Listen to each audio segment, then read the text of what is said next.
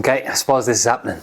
But about this time last year, I set a goal to lose 15 kg and see my abs in 4 months, which is obviously 16 weeks. And the reason why I want to make this video is I want to give you guys an insight on there's no such thing as the perfect diet. There's no such thing as the best gym program. And you're going to realize when I go through absolutely everything that I had to nail to ensure that I got there by not losing a lot of muscle. Mainly the majority of my weight I've lost came from body fat.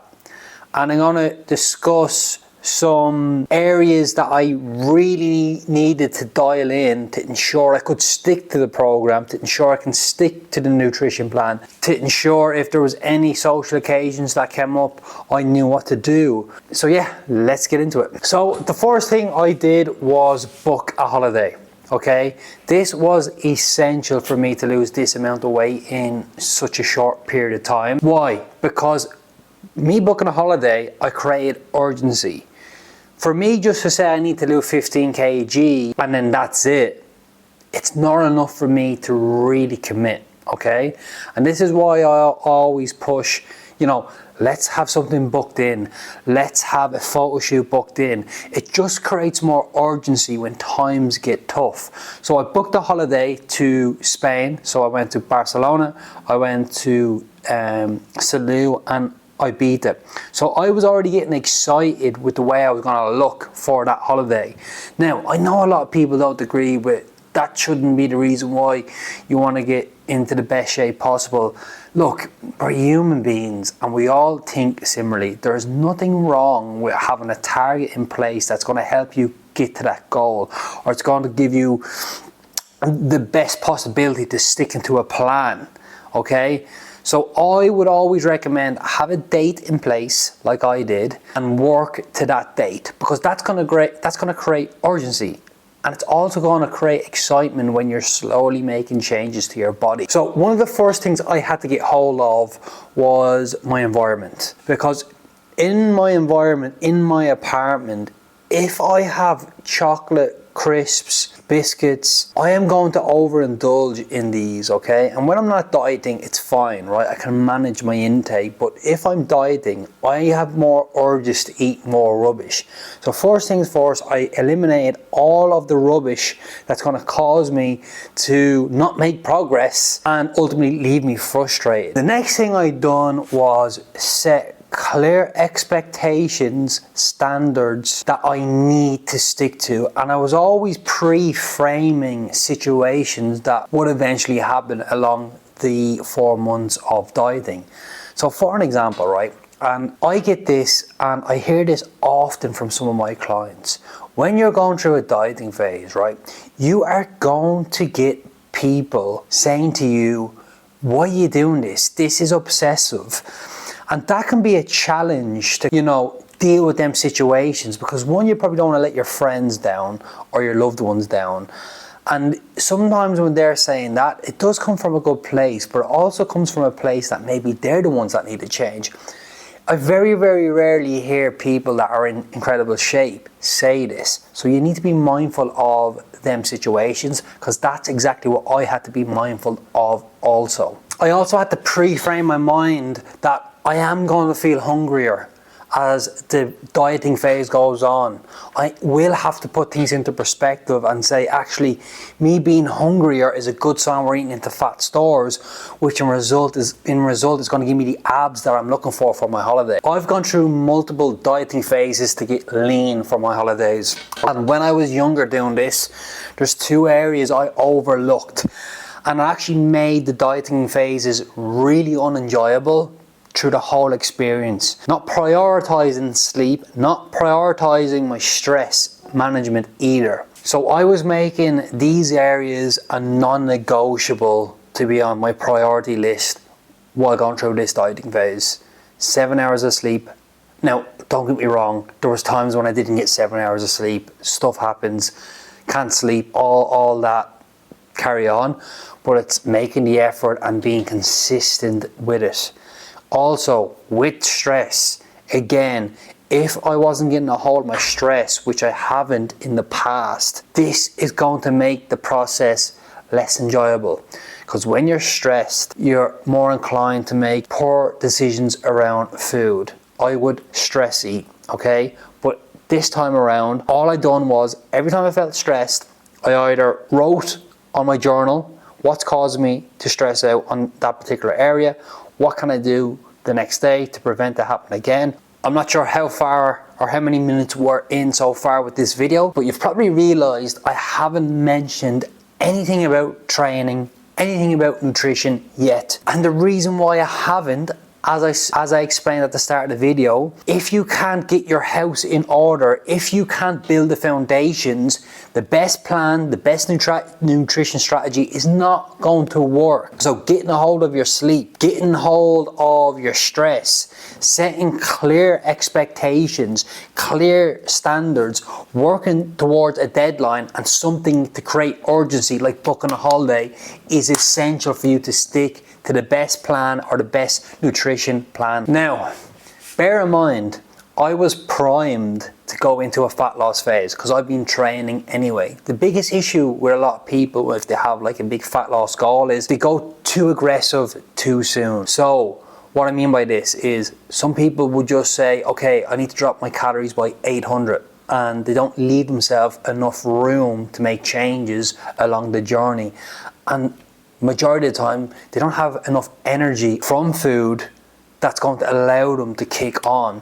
So my body was primed to go into a fat loss phase, okay?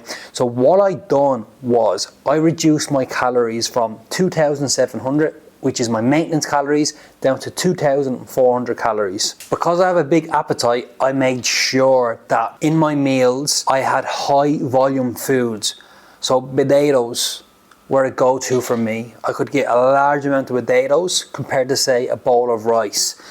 I doubled my vegetables, I increased my salads, and I increased my fruits, strawberries, blueberries, just to bulk up the foods so my hunger was kept at bay. Every single Saturday or Sunday, depending on how my week went, I gave myself one meal off plan. And basically what I was doing was I was not having my dinner and I would have whatever I want instead. Now, when I say whatever I wanted instead, this wasn't like a total binge. A go-to for me was going out for a big steak or having a burger and chips.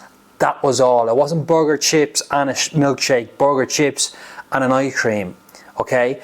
And with this one meal off plan, this set me up nicely going back into the week because I satisfied my cravings. What worked incredibly well for me, and this doesn't work for everyone, this isn't magic, but I would fast up until 12 o'clock. I'd have a couple of black coffees, I would have about a litre of water up until 12 o'clock. That would keep me full and that would allow me to push my meals later in the day. For me, okay, there's absolutely nothing worse going to bed hungry. I'm okay waking up and being, a little bit peckish in the morning, but what I feel is when I fast at 12 o'clock and don't have an early meal, I'm more productive. I can work, I'm focused, because when I have carbs, I have a little bit of a crash sometimes. So that worked well for me, was fasting. My training split was push, pull, legs, rest day, push, pull on one day, and then legs again, then rest. I was training pretty much 5 times per week. So for my cardio, I would do 20 minutes post-workout cardio sessions, okay? And I would usually use the Stairmaster. I would have my step count at 12,000 steps. This helped me lose the body fat I was looking to lose per week faster. There was areas that I was tracking data on, which everybody should be doing. Because I was looking to lose 15 kg, it was essential that I was actually getting stronger for the majority of the dieting phase. Don't get me wrong, my strength started to taper roughly when I was about 7 weeks in, because I was losing a lot of body fat, but it was so important that I didn't drop the standard in the gym. My weights did increase slightly, but it was so important that it wasn't a massive decrease either, because if it was a massive decrease, I was going to lose muscle. I tracked daily scale weight, and what I done at the end of every week, I divided my scale weight numbers by 7 and I got my weekly averages. I used to get caught up tracking my weight on a day to day. Sometimes the weight would go up, sometimes it wouldn't. And I'd start to feel a bit down because I absolutely would nail everything, but my weight went up 0.3 kg. But that's totally fine. That's why I wouldn't judge anything on a day-to-day basis. I would only judge it on a week-to-week basis, and I could always reflect every single week if I was going in the right direction. And I took progress pictures. It blows my mind why so many of you guys don't take progress pictures. You need to be able to reflect every week, in my case, to see, am I seeing any noticeable changes and what do I need to do next? And this gives you some encouragement as well, because when you look down at your body, you only really look at one area, right? Your stomach. But you never see your lower back. When I took my progress pictures every week, I could see small changes every single week. I might not have seen it on my chest or stomach, but I could see it on my back. Obviously, I had to make a lot of adjustments. Again, 15 kg in 4 months is a lot of weight to lose. And for me to do that, I needed to make adjustments every single week. So I was always pretty much losing 1 kg per week, okay? So if I felt like I wasn't losing enough weight, so if it was like 0.6 or 0.5 per week of body weight I was losing, I would increase my cardio or decrease my food. Every single week I would make judgments on how I felt. Do I need to eat more food, or am I satisfied with the food that I'm on? Can I add an extra 20 minutes cardio on top of my current cardio schedule? So I was mixing and matching. Again, I've just gave myself some time every single week. I didn't just decrease food and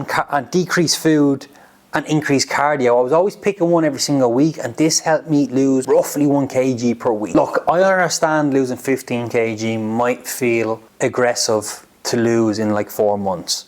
But trust me when I say this, when you start ticking the boxes every single week, you start seeing changes every single week, you start building momentum. I cannot stress the importance, and I remind myself this every single time when I'm starting a dieting phase, because I never have momentum in the first couple of weeks. It's only week 4, 5, 6, or I'm really gathering momentum. So when my food is decreased, I just get on with it because I'm seeing changes to my body and I know I have a finish line in place. When I increase my cardio up to 45 minutes post-workout, I struggle doing my cardio. But again, I'm so far in, I've built so much momentum that there's no stopping me because I can see an end result happening. Now, you might ask, is it worth it? Look, when I lost this 15 kg, I felt damn good, okay? Because I was in holidays, I was in Spain, I had my top off 90% of the time. And this is not me trying to be vain, look at me. It was just a feeling I had if I could see myself in photos, a reflection in the mirror. It was something that I worked hard for, and it's something I will continue to do. Something I will continue to do every time I feel like maybe there's a holiday coming up, because it gives you focus and so much satisfaction again when you see progress pictures and you can look back and realize actually it wasn't that bad after all. So look guys, I hope you can pick some bits out of this YouTube and hopefully you can add it into what you're currently doing, or if you would like to work with me on a one-to-one basis and I can build you a clear roadmap on how we're going to get you into the best shape possible come summertime, drop me a message on one of the below platforms that I have linked, and please subscribe. Talk soon.